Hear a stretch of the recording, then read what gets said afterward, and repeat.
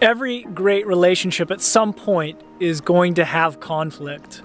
At some point, whomever you're in a relationship with, you're just not going to see it the same. You're going to have miscommunication. You're going to disagree on something. It's just going to happen.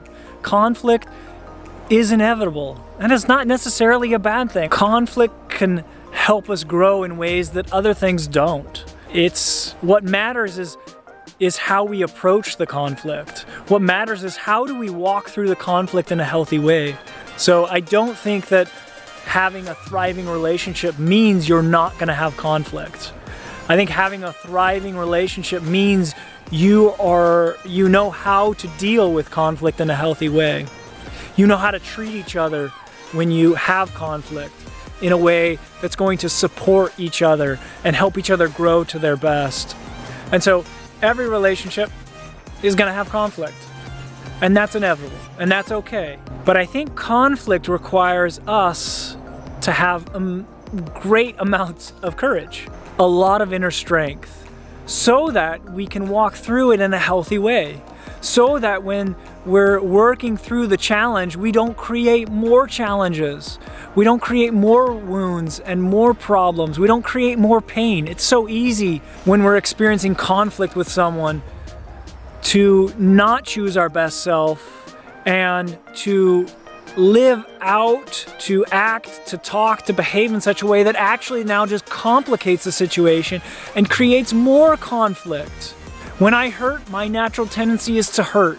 And I don't know if you've experienced that, but that's the thing I need to keep in check. When I'm in conflict, if I'm feeling hurt, the solution is not to hurt back.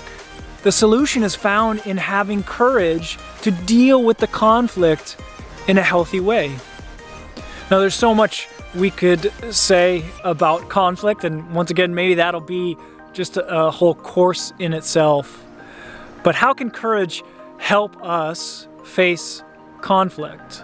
Well, I think it can help us by having the courage not to lash out, having the courage to be aware of our worst self and our best self, having the courage to bite our tongues, having the courage to listen.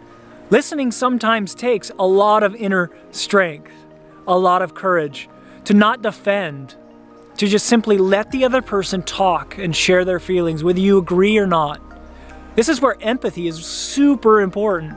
Empathy is just seeing the world the way the other person's seeing it, not agreeing with them. So it's seeing, not agreeing. So having the courage to use empathy to step into their shoes so that you understand what their perspective is. That takes a ton of courage for me.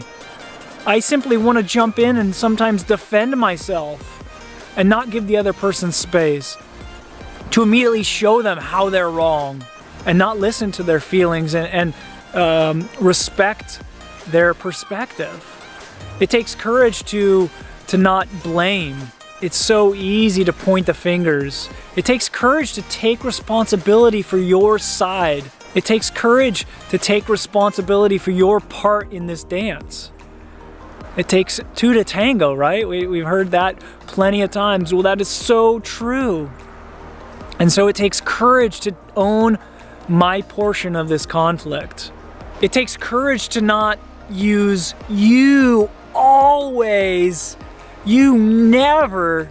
That kind of language feels so good at some level when we're in conflict, but it is so not helpful.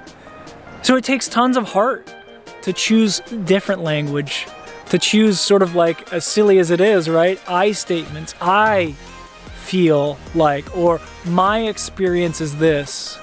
It takes tons of courage to just simply own our side of what's going on and not blame the other person.